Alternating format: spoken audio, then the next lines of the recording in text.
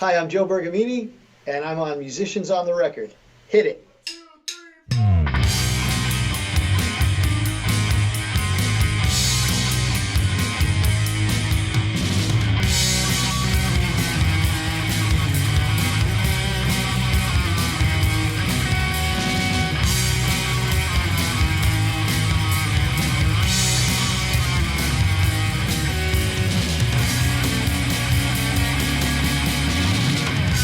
This is huge, musicians on the record. Bring it on. And Willie Ornelas came in, and he gave me this lesson. Like, he was the producer, and my chart reading wasn't really that good yet. And he's like, listen, son. No, he didn't say son. He said, listen, you got all the chops you're going to need to work. You need to get some other things happening now. And so Willie and Dave were huge influences on me. And this is in answering your question. Don was like, you should teach. And I was like, well, gee, all these famous drummers come by and they all teach. So that's what we do, Right. That's what we do. Yeah. So I started taking on a few lessons. I started teaching the drum line at my high school. Okay. And then I started doing clinics in the local schools. Don was my advisor all the way. Yeah. And I found that I really liked it. So, 25 years in, actually it's funny is that I've been teaching for maybe 4 or 5 years. And I got Mark Juliana as a student. Oh, wow. Yeah. Good student. Yeah, well, he was my student then, but if the phrase "the student has become the teacher" is ever true, Right. It's true, Mark. Yeah, absolutely. So go ahead. I was gonna say he's just taken off into the stratosphere, but So the teaching thing now, 25 years in, I mean, I still have my own practice. This is the room I do it in. It's incredible. And I still enjoy it, and I still keep an active hand in it, and even things like working with Hudson as the editor and now running the Sabian Education Network for drum teachers, I really think that my constant involvement with teaching has really made, it's having your boots on the ground is a very valuable thing. Yeah. And also, to be honest with you, like, gigs, like everybody that does this for a living knows, gigs can be very, the gigging world can be mean to you sometimes. Sure. And teaching has kept me in this business full time for years. Amazing. But I think, I really enjoy it. So yeah. Well, it sounds like, and that's your passion. So can I go back a second? What were the couple of things that Willie in LA told you that you needed to get together besides the chops you already had? Oh, I think it was just like, my chart, like I couldn't really read the chart that well. And there were a couple of, the thing that from then for the next 10 years, I started to really understand that to work in New York and to work on shows and to work even club dates and that you need to, I always thought to myself, if I want to be a pro, I need to read well and I need to play all styles. Okay. And yeah. So and actually my teaching, I'm not like really a specialist as a teacher. Okay. I'm a guy who, like, when pros come to me, what I do is I help them get themselves well-rounded so that they can work more. So, am I the best jazz drummer on the planet? No. Am I the best Latin drummer on the planet? No. Am I the best, R&B drummer on the planet? No. But I play those styles professionally, and sometimes I play them with people who, I've played R&B tunes on gigs with people who have played with Steve Gadd. So you can make it, and I actually honestly do love every style. And I don't want to forget, John Riley was my other teacher. He's an amazing drummer. I love John Riley. Yeah, John is, like, I only had maybe about 6 months of lessons with him, but I studied his book, The Art of Bop Drumming, with him. Yeah. And I still, again, consider him to be one of the greatest true player educators alive.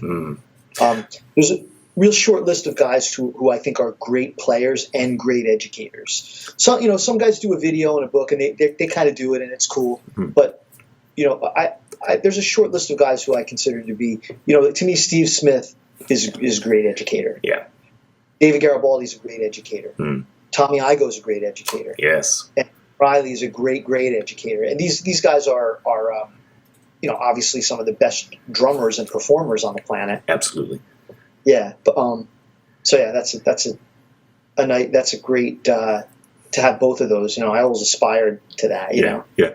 Your career has gone on such different paths. Maybe you had thought of that, or it went in different directions. What was the original dream that you had when you said, "I want to be a drummer. I want to make it"? What was that original dream? Well, my dream was probably the same as everybody else. I wanted to be a rock star. Yeah, there you go.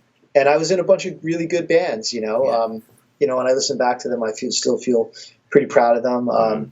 The one that got closest was a band called Eternal Vision. Actually, the stuff is it's on iTunes. People can still hear it. Great. And so I wanted to be a rock star. I still have my own band. It's called Forefront. Okay. And that's like a progressive rock thing. We're not super active at the moment because the guitar player, who was the guy, his name is Zach Risvy. He was in the Rush cover band Power Windows with me for 10 years. We became like soulmates. We did my record Arrival, which is also a play-along drum book. Wow. And we formed the band Forefront. We did 3 albums. Zach is now the lead guitar player in Kansas. Oh, wow. Great gig. And that was his favorite band growing up, and now he's their guitar player. Right. Living the dream, man. Living the dream. Yeah. That's great. Totally. So that, like if you said, hey, Joe, what do you sound like as a player? I would let you listen to Forefront.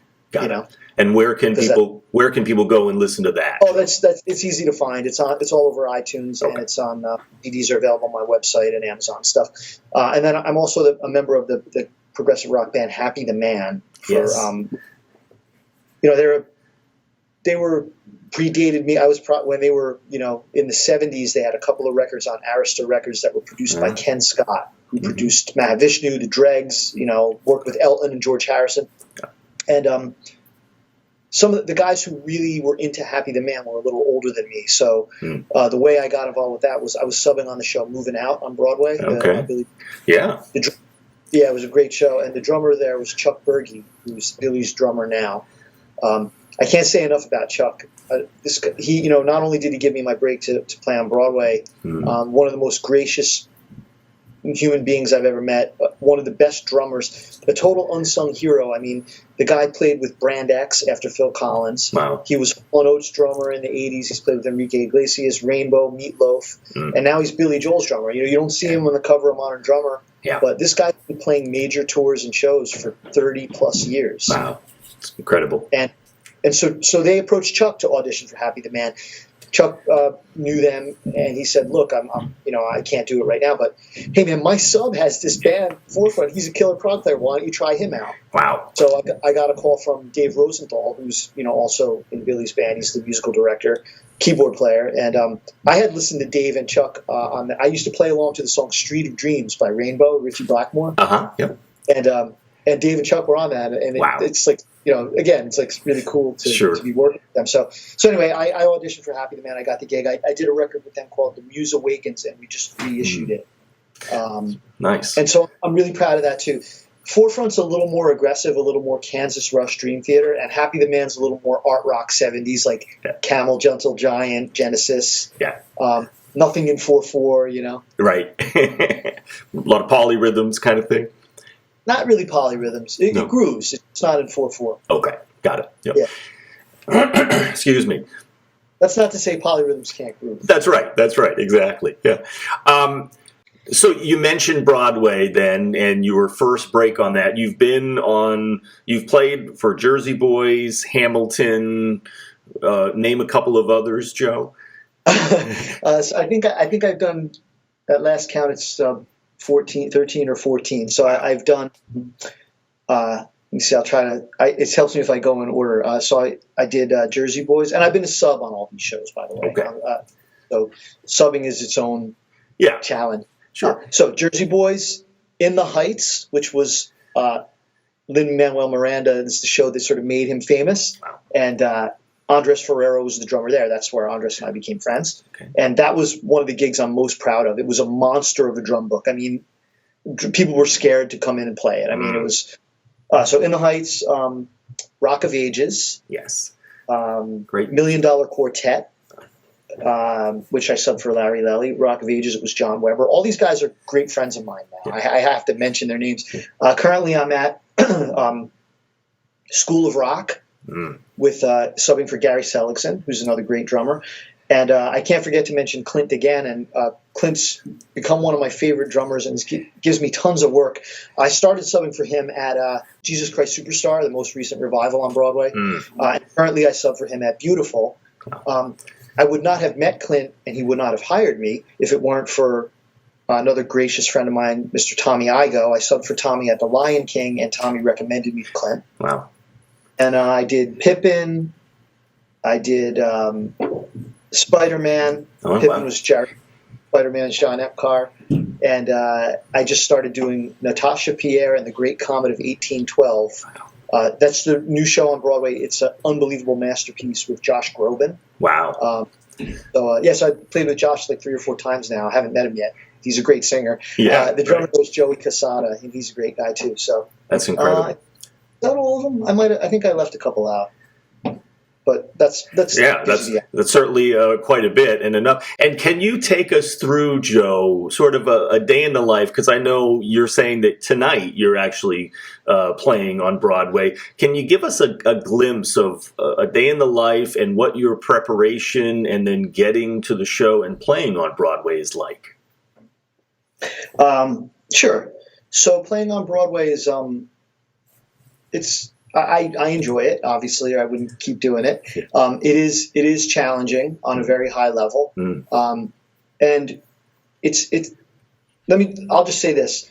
It's probably not for everyone. Subbing on Broadway shows is probably not for everyone. It's not going to scratch your creative itch. It's not about that. It's also not a place where you're going to be able to improvise a lot. So when you come in to play and sub on a show, your job is to come in and make everyone comfortable, and that entails being able to sound pretty much as close to exactly like the person you're subbing for as possible, and to be able to make sure that the conductor is comfortable and that you're following his cues and that you're one with him or her in how the show feels. Yeah. And and to achieve that, you need to have developed your time and groove to a high level. You have to understand how to follow and work with a conductor. You have to understand how to take direction and notes, and that goes for everything from the way your groove feels to playing to the click, the header behind it, to changing the internal mix of your limbs on the drums, to playing things that don't feel right to you because that's what they want you to play. So it's kind of like doing sessions, but it all happens under a pressure cooker where you can't make any mistakes because it's all live. Right. So what happens when you learn a show?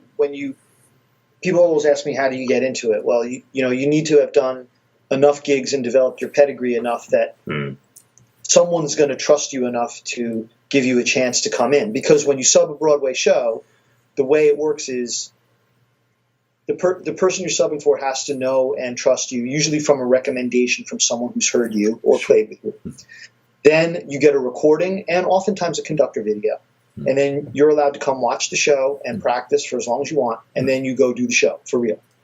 Wow. So no practicing with the orchestra or the band first? Sometimes you go in when you're ready to go. Okay. Actually, I didn't mention Andres Ferreira. I just mentioned him in passing. I can't leave it. So I subbed for Andres on In the Heights, and then I did his show Bring It On and Hamilton. So Andres, on those 3 shows, the drum set's very custom, like electronic thing right in the center. Like you have to replicate it at home. But Andres lets people go in and practice on his kit. Great. If the kit's on stage or it's just a regular setup, that's actually frowned upon. You usually don't. Most of the time, the first time I play a guy's kit, I'm on the gig. Wow. Yep. Got it. Once in a while, either the night before your first show or like an hour before you go on, the conductor will come down and ask to go over a few things. Okay. But to be honest, that's only happened. It happened with Alex Lacamoire the first time I worked with him at In the Heights. And then the next time at Hamilton, he just had me come in and play it. Yeah. He trusted me, Great. And, that's a different kind of pressure. Right. Yeah. And then, a lot of times, yeah, you just go in and you just hit it. Like you're expected to be a pro, and you're not expected to not crash and burn. But people do crash and burn. I hear all about it. You know. Sure. So yeah, so I basically prepare. I study the recording. I transcribe the parts. I write it. I mark up my score, and then I shed. And I shed for like. Well, I've learned to show in as short as 10 days, but I usually shed for, like, given my schedule now, like 3 weeks or something, 4 weeks, until I have it, like, completely in my muscle memory, and then I shed it, like, a little more, so I'm, like, beating myself over the head with it.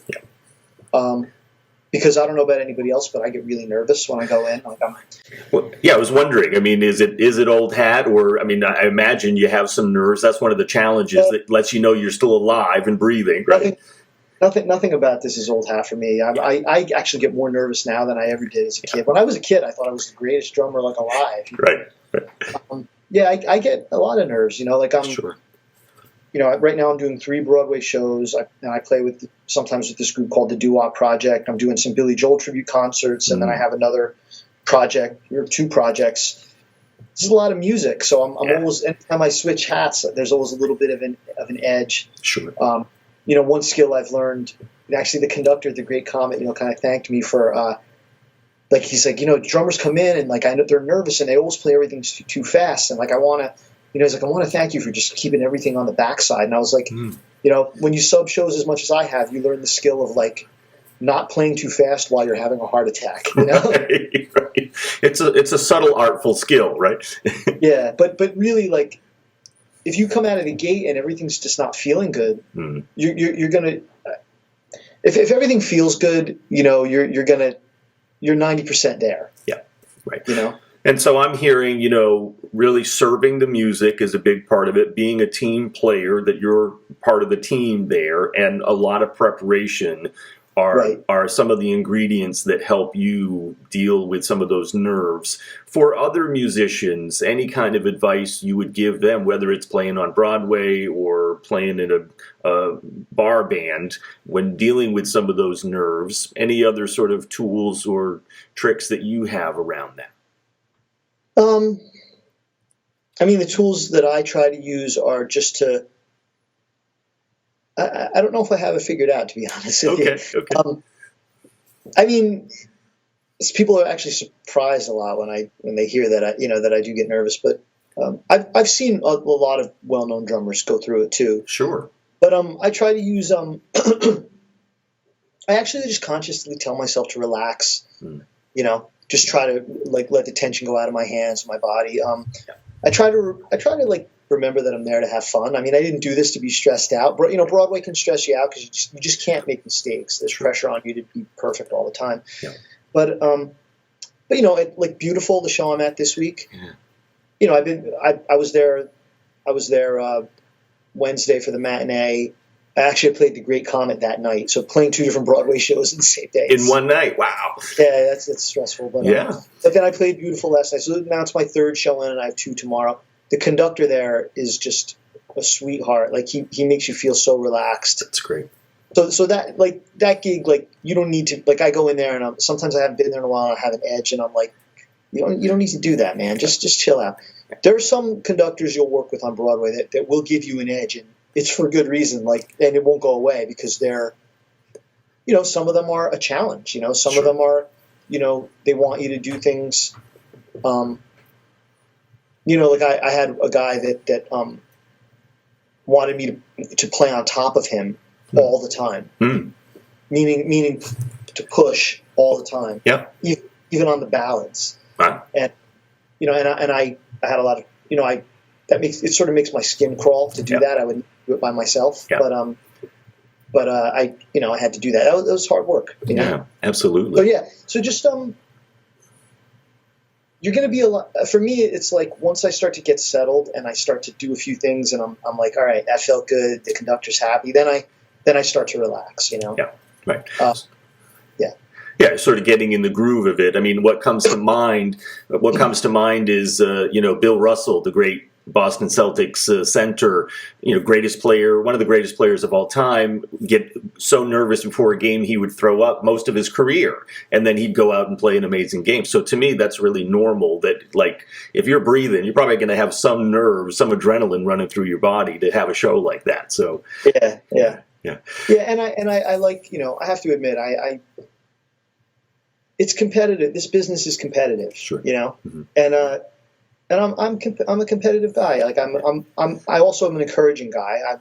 I think everyone can find their place if they, there's a lot you can do in this business, but I mean, I want to do a good job, and I want to, play with great players, and I want to be at that level. I mean, it's what I wanted to do since I was a little kid. So that might be part of why I put myself through this. Yeah. Well, plus it sounds like it's fun as well, right? I actually do love doing it. It's one of the coolest things about doing the Broadway thing is that everyone now knows about all these shows. It's a worldwide thing. Yes. And I have 2 kids, and I'm a family guy. I love spending time with my kids, and I don't like being away from them all the time. Sure. I can go play these high profile shows. Mm. I can go play a show where I just played with Josh Groban, and I come home and sleep in my own bed, and I take my daughter to school. Right. Yeah. What a blessing, right? What a blessing. It is.